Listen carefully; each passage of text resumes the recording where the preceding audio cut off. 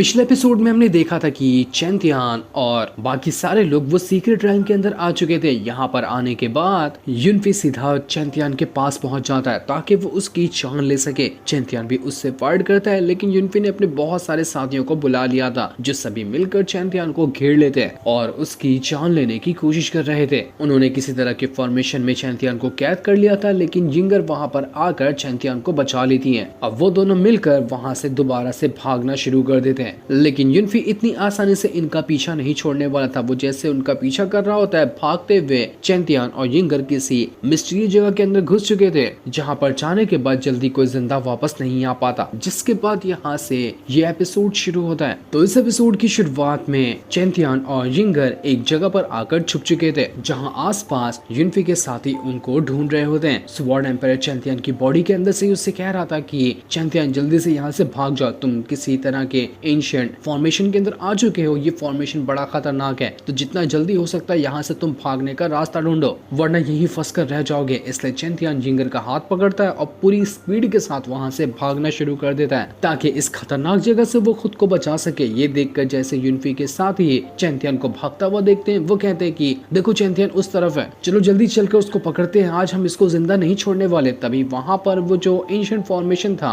वो एक्टिवेट होने लग जाता है और जो भी फॉर्मेशन के आसपास वहां पर खड़ा हुआ था उसके अंदर से थंडर की पावर निकलकर सभी को उड़ाकर मारने लग जाती है। किसी को समझ ही नहीं आता कि यहाँ पर ये हो क्या रहा है। जितने भी लोग चैंतियन का पीछा करते हुए फॉर्मेशन के अंदर घुस आए थे, वो सभी अपनी जान बचाकर भागने लगते हैं, क्योंकि थंडर की पावर उनके ऊपर गिरकर उनकी हालत खराब कर रही थी। तो वही चैंतियन अभी भी वहां से बस आगे की ओर भाग रहा था। स्वॉर्ड एम्पायर अभी भी उससे कह रहा होता है कि जल्दी से कोई रास्ता ढूंढो, अभी भी तुम फॉर्मेशन के अंदर ही हो, तुम बाहर नहीं निकले हो अभी तक। तभी वहां पर वो बंदे भी भाग कर आने लगते हैं जो उसका पीछा कर रहे थे। वो चैंतियन को छोड़कर अपनी जान बचाकर आगे भाग रहे थे। चैंतियन हैरान कि ये क्या हो रहा है। तभी वहां पर फॉर्मेशन ने अपना अटैक करना शुरू कर दिया था। चैंतियन और जिंगर दोनों घबरा जाते कि ये क्या हो रहा है, अब हम यहाँ से कैसे बाहर निकलेंगे। चैंतियन जिंगर को गोद में उठाता और भागकर इधर उधर जाने लग जाता है ताकि कहीं से रास्ता मिल जाए जिसकी मदद से वो इस फॉर्मेशन के अंदर से बाहर निकल पाएगा। इसी वजह से तो युनफी चैंतियन का पीछा यहाँ तक के नहीं किया था, क्योंकि उसको पता था कि यहाँ पर फॉर्मेशन है और इसके अंदर जाने के बाद चैंतियन जिंदा तो नहीं बचेगा। वो फॉर्मेशन सारे के सारे लोगों को अपने अंदर ही घसीट रहा होता है। जिंगर भी उसके अंदर जाने लग गई थी, लेकिन चैंतियन जल्दी से उसके पास आता है और उसका हाथ पकड़ लेता है ताकि वो फॉर्मेशन के अंदर ना चली जाए। दोनों एक दूसरे का हाथ पकड़कर हवा में ही उड़ रहे थे,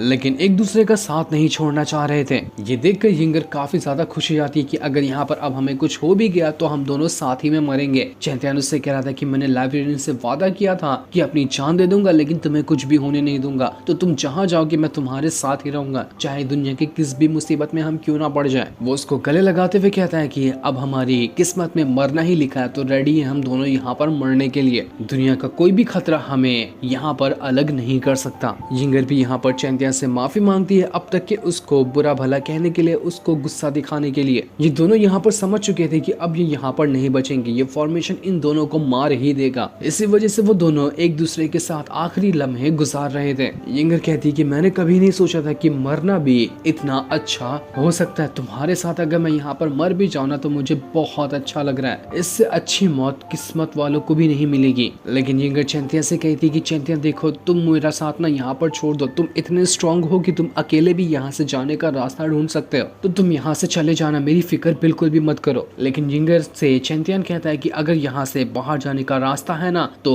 हम दोनों जाएंगे एक साथ, या फिर कोई भी नहीं जाएगा, क्योंकि मैं तुम्हें अकेला तो बिल्कुल भी नहीं छोड़ने वाला। इसके बाद वो फॉर्मेशन काफी हद तक के दोनों को अंदर घसीट लेता है। ये इतना जोर का झटका था कि दोनों एक दूसरे से दूर जाने लग जाते हैं। चैंतियन वापस से जिंगर को पकड़ने के लिए आता है, लेकिन जिंगर यहाँ पर एक चीज कर जाती है, वो जानबूझकर पूरी ताकत से चैंतियन को धक्का मार देती है और धक्का मार के उसने चैंतियन को दूर फेंक दिया था, जिस वजह से वो अब सीधा का सीधा फॉर्मेशन के अंदर जाने लग गई थी। वो इसलिए ये करी थी ताकि चैंतियन बच जाए और वो यहाँ से फॉर्मेशन के अंदर चली जाए। लेकिन चैंतियन दोबारा उसके पास आता है और उसको पकड़ लेता है ताकि जहां पर भी जाएंगे हम दोनों साथ में जाएंगे। वो उससे कहता है कि आज के बाद ऐसी हरकत कभी मत करना, तुम्हारी हिम्मत कैसी है मुझे तुमसे दूर करने की। इसके बाद फॉर्मेशन के पोर्टल ने दोनों को अपने अंदर डाल लिया था। वो दोनों न जाने कहाँ जा रहे थे, उनको खुद भी खबर नहीं होती है। जिंगर चैंतियन से कह रही थी कि तुम ये सब कर रहे हो लाइब्रेरियन की वजह से और उसके साथी की वजह से ना, क्योंकि उन्होंने तुम्हें कहा था कि मुझे प्रोटेक्ट करना है, इसी वजह से तुम मुझे प्रोटेक्ट कर रहे हो। लेकिन चैंतियन कहता है कि नहीं, ऐसी बात नहीं है, जब से मैंने तुम्हें पहली बार देखा था ना,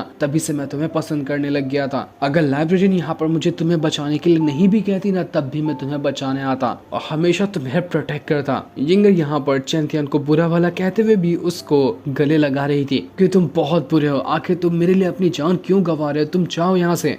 चैंतियन ने जो अपना प्रोटेक्शन शील्ड बनाया हुआ था, वो प्रोटेक्शन शील्ड भी यहाँ पर धीरे धीरे करते हुए क्रैक्स खाने लग जाता है। ऐसा लग रहा था कि प्रोटेक्शन शील्ड टूट जाएगा, लेकिन चैंतियन ऐसा होने नहीं देता। वो अपनी मार्शल स्पिरिट वाली जो स्वॉर्ड होती है उसको बाहर निकाल लेता है और उसकी मदद से जितना भी प्रोटेक्शन शील्ड में क्रैक्स पड़े थे उसे खत्म करने लग जाता है। इस चीज को देखकर यहाँ पर यिंगर जो होती है वो चैंतियन को प्रपोज कर देती है। वो उससे कहती है कि अगर यहाँ पर हम दोनों जिंदा रिटर्न चाहते हैं ना, तो मैं तुमसे शादी करूंगी, चाहे कोई भी प्रिंस यहाँ पर आ जाए, कोई भी रॉयल फैमिली से क्यों ना आ जाए, मुझे कोई फर्क नहीं पड़ता। अगर यहाँ पर चांस है हमारा जिंदा बचने का, तो हम दोनों यहाँ से बाहर निकलने के बाद शादी कर लेंगे। दुनिया की कोई ताकत हम दोनों को अब यहाँ से अलग नहीं कर सकती। बहुत ही ज्यादा यहाँ पर ये सीन इमोशनल हो चुका था। चैंतियन भी उसको दिलासा देता है कि टेंशन मत लो, चाहे कितने भी खतरे क्यों ना आ जाए, मैं तुम्हें यहाँ से जिंदा वापस लेकर जाऊंगा, हम दोनों यहाँ से जिंदा जरूर जाएंगे। चैंतियन तो यहाँ पर यिंगर से प्यार भरी बातें कर रहा था, लेकिन चैंतियन की बॉडी के अंदर से स्वॉर्ड एम्पायर उससे कह रहा होता है कि अबे गधे, तेरी तो मैंने कितनी बार तेरे लिए अपनी जान रिस्क में डाली और तू यहाँ पर मरने के दिल जा रहा है इस लड़की के लिए। तू मरेगा तो मेरी फिजिकल बॉडी कौन ला कर देगा, मुझे मेरी फिजिकल बॉडी चाहिए, मैंने तेरी बहुत मदद की है, उसका एहसान कौन चुकाएगा, तू नहीं मर सकता इस लड़की के लिए। चैंतियन बेचारा कंफ्यूज हो चुका था कि अब वो किसको हाँ में जवाब दे, किसको ना में जवाब दे, वो करे तो करे क्या। तभी वहां पर वो बीस्ट भी बाहर निकल कर आ जाता है। तो चैंतियन उससे कहता है कि देखो, कोई छोटा मोटा तरीका ढूंढो, अगर 1% भी चांस होता है ना जिंदा बचने का, तो तुम वो तरीका बताओ मुझे, मैं वो करने के लिए तैयार हूँ। तब वो छोटा वाला बीस्ट आसपास की जगह को देखता है और इशारों में ही चैंतियन को बताने की कोशिश कर रहा था कि जहाँ पर अभी हम जा रहे हैं ना, वो जगह बिल्कुल एंडलेस है, तुम जिंदगी भर ऐसे ही नीचे गिरते गिरते खत्म हो जाओगे, लेकिन ये जो आसपास की जगह है ना, यहाँ पर एक छोटा सा पोर्टल बनाया जा सकता है। पोर्टल बनाने के बाद हम यहाँ से किसी और वर्ल्ड के अंदर जाकर निकल जाएंगे,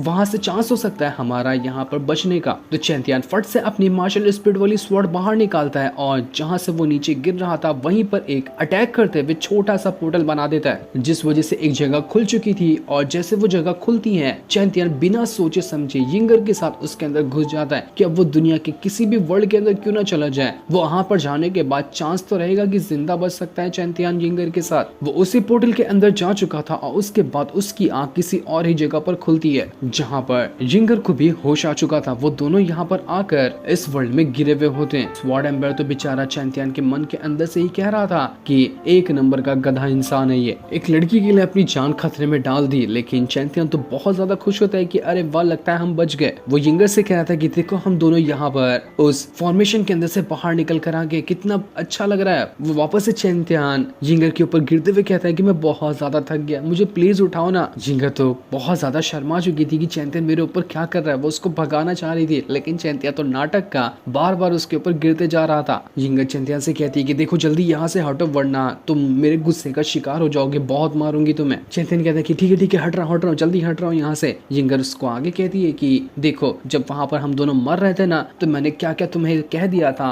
वो सब चीज भूल जाओ, तुम किसी को मत बताना कि हम दोनों के बीच क्या बातें हुई। वो तो उस टाइम मेरी फीलिंग्स जो कह रही थी, मैंने उस टाइम कह दिया कि ऐसा लग रहा था हम दोनों मरने वाले हैं, तो ये बात कभी भी किसी के सामने बोलना मत। चैंतियन कहता है अरे वाह, पूरी बात बदल ली, तुम तो कह रही थी कि तुम मुझे पसंद करती हो, मुझसे शादी करोगी, अब सारी बात बदल रही हो। नहीं, मैं तो नहीं मानने वाला। जो तुमने वहां पर बात कही थी वो बात बिल्कुल सच थी, तुम ऐसा ही सोचती हो तभी तो तुम्हारे मुंह से वो बातें निकली। यिंगर कहती है देखो, मेरा दिमाग मत खराब करो, मैं बस ऐसे ही जोश में आकर कुछ भी कह दी थी, मेरा वो सब कहने का कोई इंटेंशन नहीं था, वो तो बस सिचुएशन ही ऐसी बनी थी कि मेरे मुंह से जो निकला मैंने कह दिया। इस बात को तुमने सीरियस लिया तो बहुत मारूंगी। लेकिन चैंतियन तो यहाँ पर यिंगर के मजे ले रहा था। वो से कहता है कि नहीं, मैंने तो सारी बातें सुन ली और मैं उसी पे यकीन करूंगा। तुम अब कितना भी ज्यादा क्यों ना झूठ बोल लो, कितनी भी ज्यादा बहाने क्यों ना बना लो, लेकिन मुझे पता है कि तुम मेरे बारे में क्या सोचती हो। बहुत मजा आया ये सुनकर, मैं तो उस बात पे ही यकीन करूंगा जो तुमने अपने मुंह से कहा था। यिंगर गुस्से के साथ चैंतियन से कहती कि देखो, सब मजाक था, सब झूठी बातें थी, अगर तुमने एक बार भी वो सारी बातें वापस से कही ना, तो मैं यहीं पे तुम्हारी जान ले लूंगी। फॉर्मेशन तो तुम्हें नहीं मार पाया, लेकिन मैं तुम्हें मार दूंगी, इसलिए अपना मुंह बंद करो और आगे से कभी भी वो बातें दोबारा रिपीट मत करना। चैंतियन कहता कि अरे तुमने इतनी जल्दी रंग कैसे बदल लिया, इतनी जल्दी तो गिरगिट भी अपने रंग नहीं बदलता होगा जितना कि जल्दी तुमने बदल लिए। आखिर सारी लड़कियां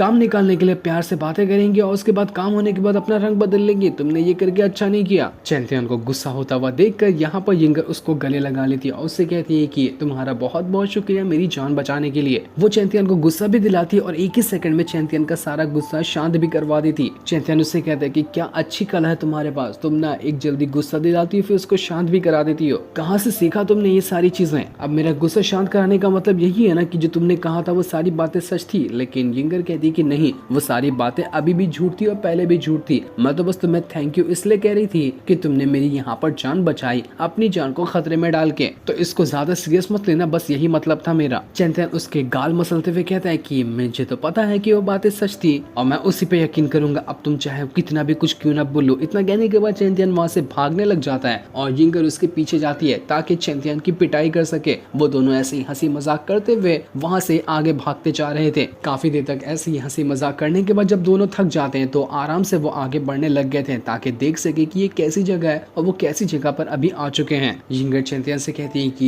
यहाँ से बाहर निकलने के बाद तुम कहाँ पर जाओगे? कहीं ज्यादा दूर तो नहीं चले जाने वाले ना? लेकिन चैंटियन उससे कहता है कि कहाँ पर भी जाऊंगा लेकिन मैं तुम्हारे साथ ही जाऊंगा, हम दोनों साथ ही में रहेंगे। वो दोनों बातें कर ही रहे थे कि तभी उन्हें सामने किसी तरह का छोटा सा घर वगैरह दिखाई देता है। ऐसा लग रहा था कि यहाँ पर एक छोटा गाँव बसा हुआ है। दोनों को समझ नहीं आता कि आखिर ये कैसी जगह है। ये बड़ी खतरनाक जगह लग रही है। गाँव बसा हुआ है ठीक है, लेकिन ये जगह बिल्कुल नॉर्मल नहीं लग रही है। ऐसा लग रहा है कि यहाँ पर कुछ न कुछ तो गड़बड़ होने वाली है। वो दोनों डरते डरते की पूरी जगह को एक्सप्लोर कर रहे थे कि क्या पता कोई उन्हें इंसान मिल जाए तो उनसे पूछ पाएंगे कि वो लोग अभी किस जगह पर मौजूद हैं। लेकिन उन्हें वहाँ पर कोई भी चीज नहीं दिखाई देती जिससे वो पूछ सके कि ये जगह कैसी है। इसलिए वो लोग खुद से ही उस जगह को एक्सप्लोर करने के लिए निकल जाते हैं। जो सीन दिखाते ही ये एपिसोड यहीं पर एंड हो जाता है। Thanks for watching.